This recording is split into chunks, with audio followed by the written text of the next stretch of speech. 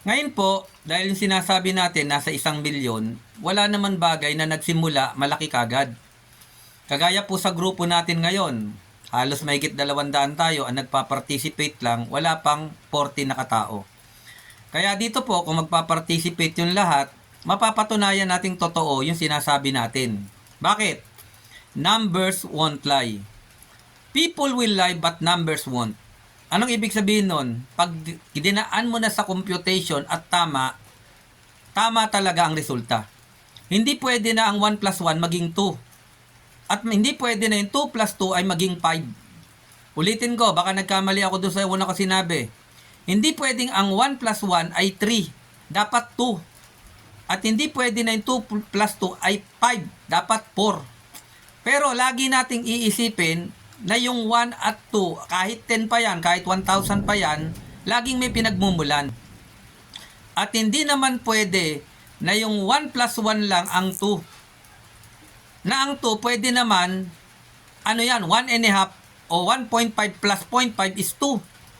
O kaya 1 times 2 is 2. Maraming paraan para makuha yung 2. Nagets nyo? At maraming paraan para umunlad.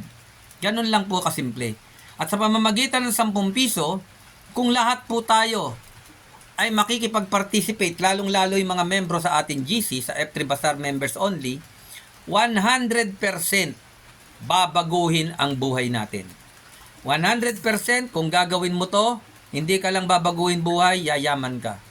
Ganun lang po. Magandang araw po sa inyong lahat. Dahil dito po, very transparent yung ating tinatawag na sistema. Yung sistema po natin, doon sa marurunong, marurunong, ibig sabihin, it means na marunong sa blockchain. Kasi hindi naman lahat parehas ng dunong. Iba yung dunong ng engineer, iba yung dunong ng doktor, iba yung dunong ng lawyer. Kanya-kanyang forte. Dito naman, ang dunong sa blockchain. Kaya sinasabing sa marurunong. Sa blockchain po kasi, ay merong tinatawag na sistema na pag marami ang bumibili ng isang crypto or isang token, isang coin, tumataas po ang value. Yun po ang gagamitin natin para magkaisa tayo na yung piso natin itulak pataas, hindi pababa. At habang marami tayong nagjo-join, maraming bumibili ng ating FD token, mabilis lumaki ang value ng token natin. Tanong, paanong mabilis lumaki? Ganito lang po. Halimbawa, bumili ka ngayon 100. Yung 100 mo, pwede nang bumili ng 150 pesos. Ganun yon, lumalaki yung value. Halimbawa, yung 100 mo, tumagal ng ilang buwan.